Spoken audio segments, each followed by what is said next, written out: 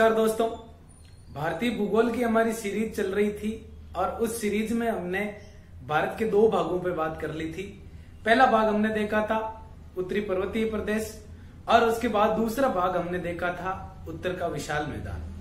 आज हम भारत के भौतिक विभाजन में तीसरा भाग देखेंगे जिसका नाम है प्रायद्वीपीय पठार। ज्योग्राफी में भारत के जो भौतिक भूभाग है उनमें यदि देखा जाए तो सबसे टफ जो टॉपिक पड़ता है वो प्रायद्वीपीय पठार ही पड़ता है, जिसको इंग्लिश में पेनिनसुलर प्लेन भी बोला जाता है, या जब हम इसको प्रायद्वीपीय भारत बोलते हैं तो इसके लिए हम लोग शब्द यूज करते हैं पेनिनसुलर इंडिया। अब सबसे पहले तो हम ये चर्चा करते हैं कि ये जो शब्द आया है प्रायद्वीप, इसका क्या तात्पर्य है। यानी प्रायद्वीप शब्द से यदि आप लोगों को कोई तात्पर्य पूछे तो इसका सीधा सा मतलब यह है भूमि का ऐसा टुकड़ा जो तीन तरफ से जल से घिरा हुआ हो। यानी भूमि का ऐसा टुकड़ा जो तीनों ओर से जल से घिरा हुआ हो, उसको हम संज्ञा देते हैं किसकी? प्रायद्वीप की। अब आपके मन में प्रश्न आ रहा होगा कि भूमि का टुकड़ा जो तीनों तरफ से जल से घिरा हुआ हो उसको तो हमने संज्ञा दे दी प्रायद्वीप की, लेकिन मान लो जल का कोई ऐसा टुकड़ा मिल जाए जो कि तीनों तरफ से घिरा हुआ हो भूमि से, तो उसको क्या संज्ञा देंगे? जैसे ये आपके मान लो जल राशि है और इसके तीनों तरफ, यानी इधर भी भूभाग है, इधर भी भूभाग है और इधर भी भूभाग है, यानी ऐसी जल राशि जो तीन तरफ से भूमि से घिरी हुई हो, उसके लिए क्या शब्द प्रयोग में लेंगे? ऐसी स्थिति में हमारा जो आंसर होगा वो, यदि ये संकरी पट्टी के रूप में है तब तो हम इसको नाम देंगे क्रिक। तब हम इसको नाम क्या देंगे? क्रिक। लेकिन यही जल राशि यदि विस्तृत है तब इसको हम नाम देंगे खाड़ी। जैसे भारत के संदर्भ में यदि हम लोग बात करें तो प्रायद्वीपीय भारत जो है वो कुछ इस प्रकार से हमें देखने को मिलेगा। ये जो भाग है भारत का, इसको बोला जाता है प्रायद्वीपीय भारत। और यहां यदि हम देखें तो भारत के यदि प्रायद्वीप के भाग की बात कर रहे हैं हम, तो भारत के प्रायद्वीपीय भाग के पश्चिम दिशा में यदि हम लोग देखें तो हमें देखने को मिलेगा अरब सागर। और यदि प्रायद्वीपीय भारत के पूर्व दिशा में हम देखेंगे तब हमें दिखाई देगी बंगाल की खाड़ी। और यदि भारत के दक्षिण में देखेंगे, या ये हमारा जो प्रायद्वीपीय पठार है इसके दक्षिण में देखेंगे तो हमें दिखाई देगा हिंद महासागर। अब क्योंकि ये भाग तीन तरफ से जल से घिरा हुआ है इसलिए हमने इसको नाम दिया है किसका? प्रायद्वीप का। यानी प्रायद्वीप ऐसी आकृति को कहते हैं जो आकृति, ऐसी भू आकृति जो तीन तरफ से जल से घिरी हुई हो, उसके लिए हम नामकरण यूज में लेते हैं क्या? प्रायद्वीप। इस बात का हमें थोड़ा सा ध्यान रखना है और इसीलिए ये जो भाग है भारत का, इसको कहा जाता है प्रायद्वीपीय भारत, पेनिनसुलर इंडिया या प्रायद्वीपीय पठार। तीनों तरफ से ये घिरा हुआ किससे? जल से। अब क्रिक और खाड़ी को भी हम लोग क्लियर कर लेते हैं। क्रिक का मतलब होता है संकरी जल राशि, यानी ऐसी संकरी पट्टी जो तीन तरफ से घिरी हुई हो किससे? भूमि से, उसको हम नाम देते हैं किसका? क्रिक का। जैसे ये वाला भाग। अब ये वाला भाग जो है गुजरात का, जिसको हम नाम देते हैं किसका? सर क्रिक का, क्योंकि बहुत ही संकड़ी पट्टी है और तीन तरफ से किससे घिरी हुई है? भूमि से घिरी हुई है, इसलिए हमने इसको नाम क्या दे दिया? क्रिक नाम दे दिया और नाम हो गया इसका सर क्रिक। वहीं यदि बंगाल की खाड़ी की बात करें हम, तो इस तरफ भूमि, इधर आपके बांग्लादेश आ जाएगा, इस तरफ भूमि और आगे इस तरफ भूमि। तो ऐसी स्थिति में ये जो है, ये भाग क्योंकि विस्तृत है इसलिए हमने इसको संज्ञा दी किसकी? खाड़ी की। तो विस्तृत जल राशि जो तीन तरफ से किससे घिरी हुई हो? भूमि से, उसको हम संज्ञा देते हैं किसकी? खाड़ी की। और संकड़ा जो भाग है वो यदि तीनों तरफ से भूमि से घिरा हुआ है तो उसको हम संज्ञा देते हैं किसकी? क्रिक की। इस बात का हमें थोड़ा सा ध्यान रखना है। इस बात को शुरू करने से पहले पिछले वीडियो में जो मैंने आप लोगों से प्रश्न पूछे थे उन प्रश्नों के आंसर दे देता हूं। उन प्रश्नों के आंसर में बात करें तो एक प्रश्न था कि हमारा जो ऊपरी गंगा का मैदान है उसको मध्यवर्ती गंगा के मैदान से अलग कौन करता है? तो ध्यान रखना, ऊपरी गंगा के मैदान को मध्यवर्ती गंगा के मैदान से अलग करने वाली आकृति है 100 मीटर समोच्च रेखा। सीधा सा नाम याद रखना है, ऊपरी गंगा के मैदान को मध्यवर्ती गंगा के मैदान से अलग करने वाली आकृति, तब हमारा आंसर होगा 100 मीटर समोच्च रेखा। दूसरा प्रश्न था कोसी नदी को कहां का शोक कहा जाता है। ध्यान रखना, कोसी नदी को कहा जाता है बिहार का शोक। कोसी नदी बिहार का शोक कहलाती है। तीसरा प्रश्न था राजस्थान सरकार और एचपीसीएल जो है इनकी भागीदारी कितनी है, जो पंचभद्रा रिफाइनरी है उसमें, तो राज्य सरकार की भागीदारी है 26% और एचपीसीएल की है 74%। और लास्ट चौथा क्वेश्चन था कि हमारा जो निम्न गंगा का मैदान था उसमें हमें बताना था कि पश्चिम की तरफ कौन सम्मिलित नहीं है और पूर्व की तरफ कौन सम्मिलित नहीं है। ध्यान देना, पूर्व की तरफ दार्जिलिंग सम्मिलित नहीं है और पश्चिम की तरफ जो पुरुलिया का पठार है इसको सम्मिलित नहीं किया जाता है निम्न गंगा के मैदान में। ये 4 प्रश्न पिछले वीडियो के जो थे इनके आंसर, काफी लोगों ने इनके सही आंसर दिए। फिर भी आप लोग ट्राई करें कि ज्यादा से ज्यादा जितने मैं आपको वीडियो के बीच में प्रश्न पूछता हूं उन प्रश्नों के आंसर आप कमेंट बॉक्स में दें और खुद की जो तैयारी है उसका आकलन करें, तो आपके लिए बेटर रहेगा। आगे के जो आने वाले एग्जाम्स हैं उनके लिए आप लोगों के लिए यह चीज बेटर रहेगी। अब हम बात कर लेते हैं प्रायद्वीपीय पठार की। प्रायद्वीपीय पठार को शुरू करने से पहले कुछ चीजें आप लोग ध्यान रखें। प्रायद्वीपीय पठार को आप जैसे नोट करें तो आप इसको मैप की सहायता से नोट करें, क्योंकि इससे जो प्रश्न पूछे जाते हैं, कई बार एग्जाम में ऐसे प्रश्न पूछे जाते हैं जो दिशाओं से रिलेटेड होते हैं, और जब तक आप मैप के साथ प्रैक्टिस नहीं करोगे तब तक ये चीजें हमारी क्लियर नहीं होती है। ऐसी स्थिति में आप लोगों को मैप के साथ इसको पढ़ना चाहिए और बार बार इनकी प्रैक्टिस करते रहें। जो नोट्स आप लोग बना रहे हैं, क्योंकि कुछ स्टूडेंट की डिमांड थी कि सर एक बार बोर्ड पे लिखने के बाद आप हमें स्क्रीनशॉट के लिए भी टाइम दिया करो, तो वो भी मैं आप लोगों को दे दूंगा। तो अब हम बात करते हैं प्रायद्वीपीय पठार की। अब प्रायद्वीपीय पठार के बारे में बात करने से पहले जान लेते हैं हम इसके बारे में कुछ तथ्य। कुछ तथ्य यदि हम जाने तो सबसे पहला तथ्य यह है कि भारत का जो हमने भौतिक विभाजन किया उसमें सबसे बड़ा भूभाग, सबसे बड़ा व सबसे प्राचीन, सबसे बड़ा, सबसे प्राचीन व सबसे स्थिर भूभाग यदि कोई है तो वो हमारा है कौन सा? प्रायद्वीपीय पठार। पहला प्रश्न, भारत का सबसे प्राचीन भूभाग कौन सा है? तब हमारा आंसर होगा प्रायद्वीपीय पठार। भारत का सबसे बड़ा भूभाग कौन सा है? तब हमारा आंसर होगा प्रायद्वीपीय पठार। अब सबसे बड़ा है, इसका मतलब इसका जो क्षेत्रफल है वो क्षेत्रफल है लगभग 16 लाख वर्ग किलोमीटर। यानी भारत के क्षेत्रफल की यदि हम लोग बात करें तो भारत का क्षेत्रफल 32,87,000 यानी 33 लाख के लगभग है। उसमें से 16 लाख वर्ग किलोमीटर केवल और केवल प्रायद्वीपीय भारत में सम्मिलित किया जाता है। तो इससे हम लोग अंदाजा लगा सकते हैं कि भारत का जो आधा विस्तार है लगभग 49-50% इंडिया जो है वो आपका आ जाता है किसमें? प्रायद्वीपीय पठार में। फिर ये सबसे प्राचीन भूभाग है। अब आप बोलोगे सर सबसे प्राचीन भूभाग है, इसका क्या तात्पर्य है? तो ध्यान रखना, भारत में सबसे प्राचीनतम जो भूभाग है उनमें गणना की जाती है किसकी? हमारे प्रायद्वीपीय पठार की। अब ये किसका भाग है? तो ध्यान रखना, ये भाग है गोंडवाना लैंड का। जैसे हमने बात की थी हिमालय जो है वो भाग है तैतीस सागर का, लेकिन प्रायद्वीपीय जो पठार है वो भाग है गोंडवाना लैंड का। इस बात का हमें ध्यान रखना है। और एग्जामिनर सीधा सीधा हमें प्रश्न पूछ सकता है कि प्रायद्वीपीय पठार निम्न में से किस प्राचीन भू आकृति का भाग है? ऑप्शन मिल जाएंगे गोंडवाना लैंड, अंगारा लैंड, तैतीस सागर, इनमें से कोई नहीं। तो ध्यान रखना, प्रायद्वीपीय जो पठार है वो भाग है किसका? गोंडवाना लैंड का। प्राचीन जो गोंडवाना लैंड था उसका भाग है कौन? प्रायद्वीपीय पठार। अब उसके बाद यदि हम बात करें तो इसका निर्माण जो है वो आर्कियन क्रम की जो चट्टाने हैं, आर्कियन क्रम की चट्टाने और बेसाल्ट जो लावा है, बेसाल्ट लावे के द्वारा हुआ है। यानी इस पठार का निर्माण आर्कियन क्रम की जो क्रिस्टलीकृत चट्टानें हैं, क्रिस्टलीय चट्टानें, उनसे और बेसाल्ट लावे के द्वारा हुआ है, इसलिए यह कठोरतम भाग है।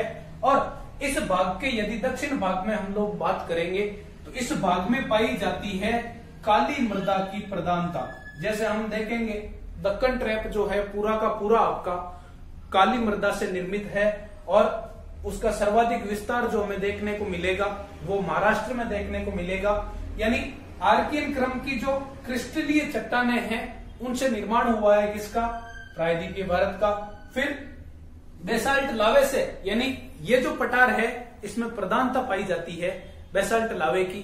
इस बात का भी हमें ध्यान रखना है क्योंकि कई बार प्रश्न सीधे सीधे पूछ लिए जाते हैं, स्पेशली जब हम राजस्थान के संदर्भ में बात करते हैं तो राजस्थान का दक्षिण पूर्वी प्रदेश जिसको हम हड़ौती प्रदेश के नाम से जानते हैं वो शामिल किया जाता है आपका प्रायद्वीपीय पठार में। और सीधा सा प्रश्न पूछा जाता है राजस्थान के संदर्भ में कि हड़ौती का जो पठार है वो किससे निर्मित है, तब हमारा आंसर होता है बेसाल्ट लावे से।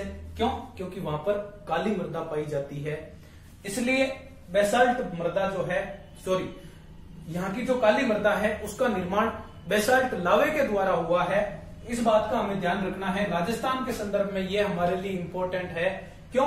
क्योंकि हड़ौती का जो पठार है उसको लेकर हमें सीधा सा प्रश्न पूछा जाता है और बार बार जो प्रश्न पूछा जा रहा है वो यदि मृदा से लेकर या उत्पत्ति से लेकर पूछा जाए तो वो ऐसे ही पूछा जा रहा है कि हड़ौती का जो पठार है उसका निर्माण, तब हमारा आंसर होता है बेसाल्ट लावे के द्वारा।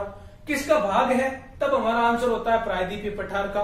यानी प्रश्न सीधा पूछा जाता है कि राजस्थान का हड़ौती का पठार या दक्षिण पूर्वी जो भाग है वो किसका भाग माना जाता है, तब हमारा जो आंसर होगा वो क्या होगा, हड़ौती के पठार का। यानी ये बेसिक चीजें थी इसके बारे में। क्या क्या? सबसे पहली, भारत का सबसे बड़ा भूभाग। सबसे बड़ा क्यों? क्योंकि इसका जो क्षेत्रफल है वो लगभग 7 लाख वर्ग किलोमीटर है। दूसरा, भारत का सबसे प्राचीन, यदि भारत के सबसे प्राचीन भूभागों की बात करें तो भारत के सबसे प्राचीनतम भूभागों में से एक है हमारा कौन सा, प्रायद्वीपीय पठार। उसके बाद यदि हम बात करें कि भारत का सबसे स्थिर भूभाग जो है वो भी कौन है, प्रायद्वीपीय पठार। फिर किसका हिस्सा है, तब हमारा आंसर होगा गोंडवाना लैंड का। इसका निर्माण किससे हुआ, तब हमारा आंसर होगा आर्कियन क्रम की जो चट्टानें हैं जो कि कैसी है, क्रिस्टलीय चट्टानें, या बेसाल्ट लावे के द्वारा इस मैदान का निर्माण हुआ है, इसलिए इस भूभाग में काली मृदा की प्रधानता पाई जाती है। इस बात का हमें थोड़ा सा ध्यान रखना है। एक बार आप लोग स्क्रीनशॉट ले लीजिए, उसके बाद फिर हम इस पे आगे चर्चा करते हैं कि और फैक्चुअल क्वेश्चन हमें कैसे कैसे पूछे जा सकते हैं। स्क्रीनशॉट हो गया होगा। अब हम आगे चर्चा करते हैं कि इसकी आकृति को लेकर किस प्रकार से हमें प्रश्न पूछे जा सकते हैं या इसमें और किस किस प्रकार के प्रश्न हम लोगों के सामने बनते हैं। तो ध्यान रखना, यदि हम आकृति की बात करें तो आकृति मुझे बताइए आप, यदि हम तटीय प्रदेशों को छोड़ दें, क्योंकि तटीय प्रदेश जो है या भारत का जो तटीय मैदानी भाग है उसका हम अलग से वीडियो देखेंगे, तो तटीय मैदानी भाग को यदि छोड़ दिया जाए, ये तटीय मैदानी भाग, इसको यदि हम लोग छोड़ दें तो ये जो भाग है इसकी आकृति आप मुझे बताओ रफली हम लोगों को कैसी नजर आ रही है, तब आप लोगों का आंसर होगा अनियमित त्रिभुजाकार। यानी इसकी आकृति जो है वो अनियमित त्रिभुजाकार है और इस पर प्रधानता पाई जाती है चौड़ी घाटियों, यानी प्रायद्वीपीय पठार जो है इस पर चौड़ी घाटियों की प्रधानता पाई जाती है। चौड़ी घाटियों के साथ ही यहां पर पाई जाती है गोलाकार पहाड़ियां। ध्यान रखना है, गोलाकार पहाड़ियां और चौड़ी घाटियों की जो प्रधानता है वो भारत के किस भूभाग में देखने को मिलती है, तब हमारा जो आंसर होगा वो होगा प्रायद्वीपीय भारत में। अब उसके बाद बात होती है इसकी लंबाई और चौड़ाई की। तो लंबाई और चौड़ाई की बात करें तो यदि यहां राजस्थान से लगा के, क्योंकि अभी हम देखेंगे इसका विस्तार कि इसकी सीमा कहां से बन रही है, तो राजस्थान से लगा के और इधर कन्याकुमारी तक, यानी उत्तर से लगा के दक्षिण की तरफ यदि मैं इसका विस्तार देखूं तो उत्तर से दक्षिण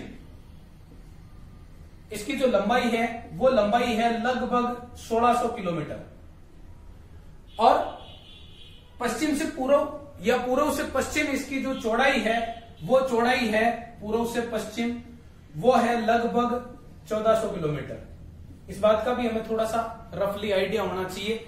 और नॉर्मल इसकी जो सामान्य ऊंचाई है वो लगभग हमें देखने को मिलती है 600 मीटर। 600 मीटर ऊंचाई पर 1600 किलोमीटर लंबा और 1400 किलोमीटर चौड़ा हमारा ये प्रायद्वीपीय पठार है। और आकृति कैसी है इसकी? अनियमित त्रिभुज के आकार की। अब अभी मैं आपको बताऊंगा कि इसका यदि हम त्रिभुज के आधार की बात करें तो इस त्रिभुज का आधार आप देखो उत्तर दिशा में है। किस दिशा में है? उत्तर दिशा में। अभी हम देखेंगे कि इसकी जो ये बाउंड्री है यानी गुजरात से लगा के और दिल्ली रायसीना हिल्स तक ये एक पर्वतमाला है जिसका नाम है अरावली। और इधर पूर्वी दिशा में यदि हम बात करें तो इधर एक और पहाड़ी है जिसका नाम है राजमहल पहाड़ी। यानी इसकी जो उत्तरी सीमा है, उत्तरी सीमा को हम आधार बोलते हैं। यानी प्रायद्वीपीय पठार का आधार किस दिशा में? उत्तर दिशा में। किन दो स्थलाकृतियों के बीच में? तब हमारा आंसर होगा अरावली या राजमहल की पहाड़ी। यानी अरावली और राजमहल की जो पहाड़ी है उनके बीच में इसका विस्तार हमें देखने को मिलता है। अब इसका जो दक्षिणी भाग है वो इसके शीर्ष का काम करता है। और दक्षिणी भाग यदि हमें पूछा जाए कि कहां तक विस्तृत है तब हमारा आंसर होगा कार्डमम या जिनको बोला जाता है इलायची की पहाड़ियां। शीर्ष उत्तर दिशा में स्थित है, अरावली पर्वतमाला से लगा के और राजमहल की जो पहाड़ियां हैं वहां तक। फिर कार्डमम की पहाड़ियां जो है वो इसके शीर्ष का काम करती है। शीर्ष की दिशा यदि पूछी जाए तो भारत में, क्योंकि हमें पता है कि भारत की मुख्य भूमि पर दक्षिणतम बिंदु जो है वो हमारा कन्याकुमारी है, तो इसका जो शीर्ष है वो कन्याकुमारी की दिशा में है। कार्डमम की पहाड़ियां या इलायची की पहाड़ियां, लेकिन इसका जो आधार है वो आधार अरावली पर्वतमाला से राजमहल की पहाड़ियों के बीच फैला हुआ है। आधार अरावली से राजमहल की पहाड़ियां और इसका जो शीर्ष है वो कार्डमम या इलायची की पहाड़ियां, जिनका विस्तार केरल और तमिलनाडु में है। केरल प्लस तमिलनाडु में जिसका विस्तार है वहां तक ये फैला हुआ है। एक बार आप लोग इसका स्क्रीनशॉट लीजिए, उसके बाद हम आगे चर्चा करते हैं इसकी बाउंड्रीज पे और देखते हैं इसका विभाजन। स्क्रीनशॉट हो गया होगा। आगे हम चर्चा करते हैं कि इसका विस्तार कितने राज्यों में है। अब यदि हम बात करें प्रायद्वीपीय पठार के विस्तार की, तो प्रायद्वीपीय पठार का जो विस्तार है वो लगभग हमें कितने राज्यों में? 13 राज्यों में देखने को मिलता है। यानी इसका विस्तार यदि हम देखें तो 13 राज्यों में देखने को मिलता है। कौन कौन से राज्य है अभी हम चर्चा करेंगे, लेकिन इसकी यदि मैं ढाल की बात करूं तो इसका जो ढाल है वो ढाल हमें देखने को मिलता है पश्चिम से पूर्व दिशा की तरफ। यानी पश्चिम से पूर्व दिशा की तरफ इसका ढाल पाया जाता है। इसका जो प्रमाण है वो है प्रायद्वीपीय पठार में बहने वाली नदियां। प्रायद्वीपीय पठार की जो नदियां हैं वो अपना जल बंगाल की खाड़ी में ले जाके गिराती है। यानी प्रायद्वीपीय पठार की मैक्सिमम नदियां जो है वो बंगाल खाड़ी अपवाह तंत्र से संबंधित है, वो अपना जल बंगाल की खाड़ी में ले जाके गिराती है। इसलिए ढाल जो है वो इसका किस दिशा में देखने को मिलेगा? पश्चिम से पूर्व दिशा में। अब 13 राज्यों की यदि हम बात करें तो सबसे पहला राज्य आता है आपका राजस्थान। राजस्थान के बाद आएगा गुजरात, गुजरात के बाद आएगा महाराष्ट्र, गोवा नहीं आएगा, ध्यान रखना। गोवा आएगा हमारा तटवर्ती मैदानी प्रदेश में। महाराष्ट्र के बाद यदि हम बात करें तो कर्नाटक, कर्नाटक के बाद केरला, केरला के बाद तमिलनाडु यानी केरल, केरल के बाद तमिलनाडु, तमिलनाडु के बाद यदि हम बात करें आंध्र प्रदेश, आंध्र प्रदेश के बाद उड़ीसा। यानी राजस्थान, गुजरात, महाराष्ट्र, कर्नाटक, केरल, तमिलनाडु, आंध्र प्रदेश, ओडिशा। ध्यान रखना पश्चिम बंगाल का कुछ भाग आता है क्योंकि मैक्सिमम जो भाग है वो निम्न गंगा के मैदान के साथ चला जाता है। अब राजस्थान से इधर यदि हम बात करें, इधर हमारा होगा एमपी, एमपी के बाद होगा छत्तीसगढ़ और छत्तीसगढ़ के बाद होगा झारखंड। फिर यहाँ आंध्र प्रदेश और ओडिशा, यानी आंध्र प्रदेश से जो अलग हुआ राज्य जिसका नाम तेलंगाना। और इधर यदि हम बात करें तो एक राज्य जो 7 सिस्टर है उनमें से जिसका नाम है मेघालय, ये 13 राज्य जो है इनमें मुख्य रूप से इसका विस्तार देखने को मिलता है। कुछ भाग वैसे हमें इसका बिहार में भी देखने को मिलेगा, कुछ भाग हमें इसका पश्चिम बंगाल में भी देखने को मिलेगा। जैसे हम लोग आगे जब पठार देखेंगे उसमें हम लोग चर्चा करेंगे। 1 2 3 4 5 6 7 8 9 10 11 12 और ये 13 मुख्य रूप से 13 राज्यों में कौन है आपका प्रायद्वीपीय पठार विस्तृत है। एक बार आप इसकी मैपिंग देख लेना स्क्रीनशॉट लेके, क्योंकि एक बार आप वीडियो को देखते रहें स्क्रीनशॉट लेके और आप रख लें ताकि उनको आप बाद में कॉपी में फेयर कर सको। फिर यदि हम बात करें कि इसकी सीमाएं कौन कौन बनाती है, तो ध्यान रखना सीमाओं के लिए हमें कुछ आकृतियों का ध्यान रखना पड़ेगा। उन आकृतियों में यदि हम लोग बात करें तो सबसे पहले बात आती है इसकी पश्चिमी सीमा की। पश्चिमी सीमा की यदि मैं बात करूं तो पश्चिमी सीमा जो है उसका निर्धारण किया जाता है गिर की पहाड़ियां हैं गुजरात में उनके द्वारा। यहां गिर की पहाड़ियां हैं, गिर की पहाड़ियां जो है वो प्रायद्वीपीय पठार की कौन सी सीमा का निर्धारण करती है, तब हमारा आंसर होगा पश्चिमी सीमा का। यानी पश्चिमी सीमा निर्धारित होती है गिर की पहाड़ियों के द्वारा। पूर्वी सीमा जो है उसका निर्धारण किया जाता है राजमहल की पहाड़ियों के द्वारा। और दक्षिणी सीमा हमने देखी थी कि दक्षिणी सीमा जो है इसका निर्धारण किया जाता है कार्डमम की जो पहाड़ियां हैं उनके द्वारा। यानी कार्डमम की पहाड़ियां निर्धारित करती है इसकी दक्षिणी सीमा को। पश्चिमी सीमा को गिर की पहाड़ियां जो कि कहां स्थित है, गुजरात में स्थित है, वो करती है। फिर राजमहल की पहाड़ियां जो है वो इसकी पूर्वी सीमा का निर्धारण करती है। साथ ही साथ यदि बात करें उत्तरी सीमा की, उत्तरी सीमा इसकी निर्धारित होती है एक पर्वत श्रृंखला है जिसका नाम है विंध्याचल पर्वत श्रृंखला। विंध्याचल पर्वत श्रृंखला और विंध्याचल के समांतरी एक पर्वत श्रृंखला है लगभग कुछ इस प्रकार से जिसका नाम है सतपुड़ा।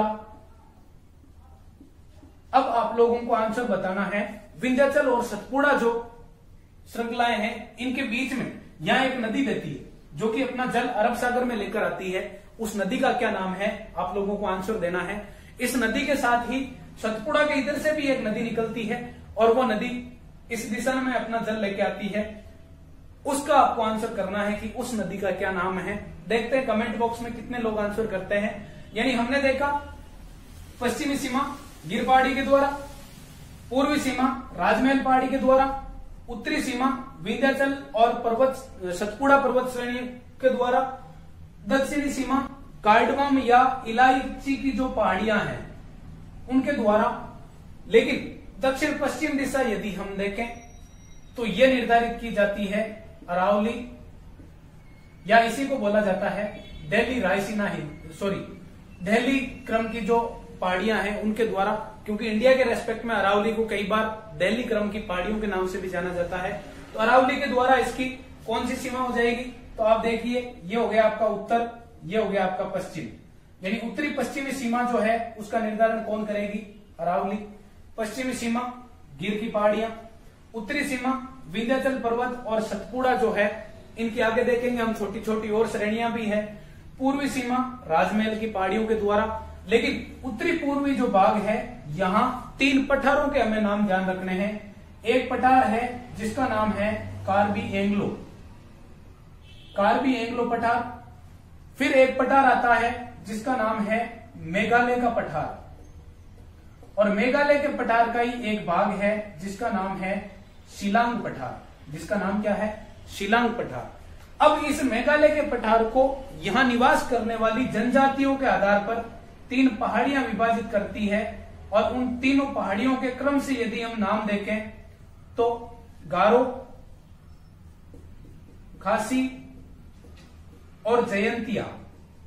तो कई बार यह भी पूछ लिया जाता है कि इसकी जो उत्तरी पूर्वी सीमा है, आप देखिए उत्तरी और ये पूर्वी, उत्तरी पूर्वी सीमा किसके द्वारा, आपके मेघालय के पठार के द्वारा, या पहाड़ियों के रूप में हम बात करें तो कौन सी पहाड़ियों के द्वारा निर्धारित की जाती है, तब हमारा आंसर होगा जयंतिया की पहाड़ियों के द्वारा।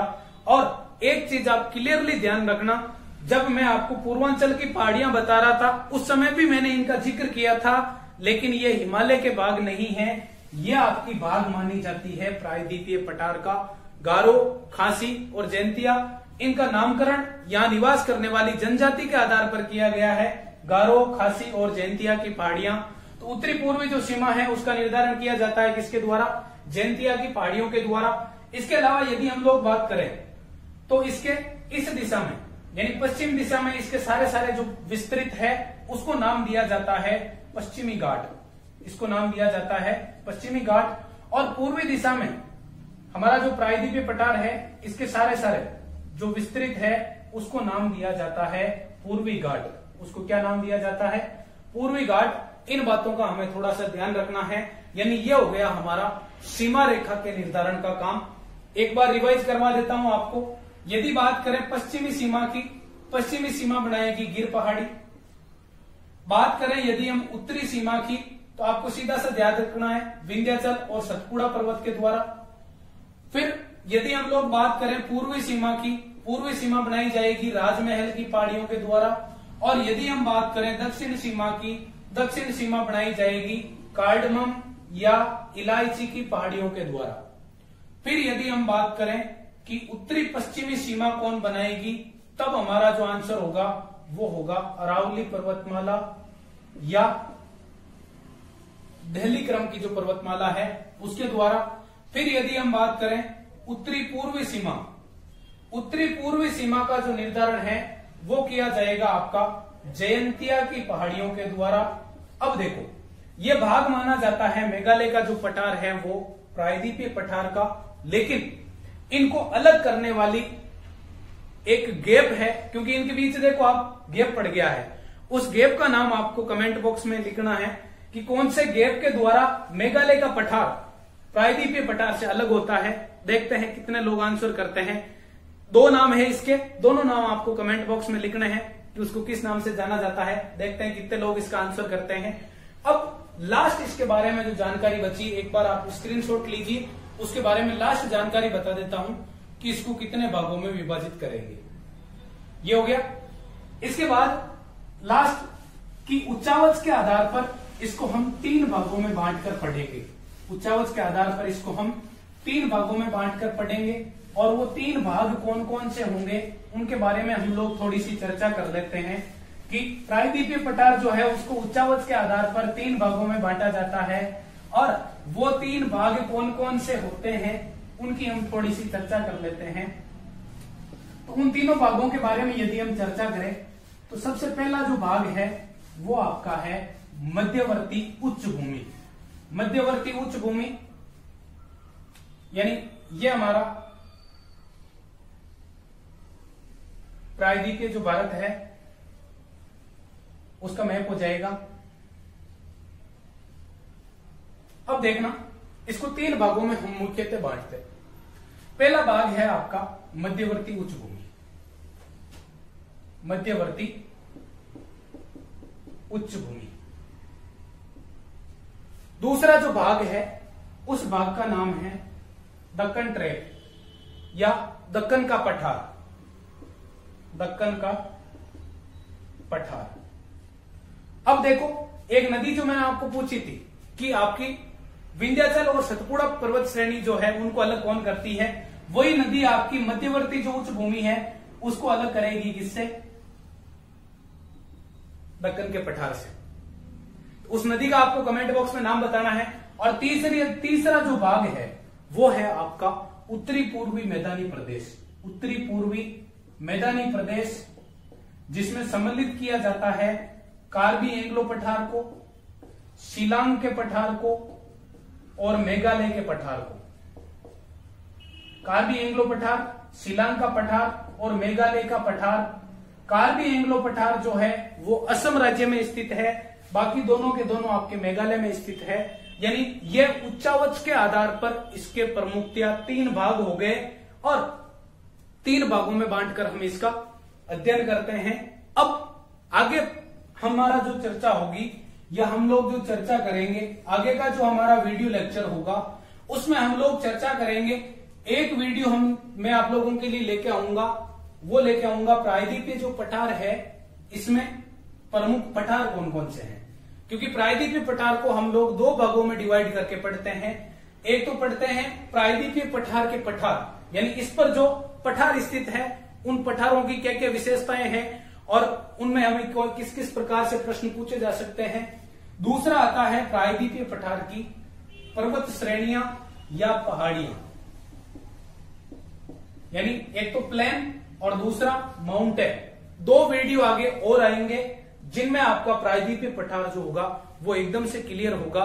तो आप लोग बने रहिए लगातार मेरे साथ ताकि आप लोगों को आने वाले एग्जाम्स में फायदा मिल सके।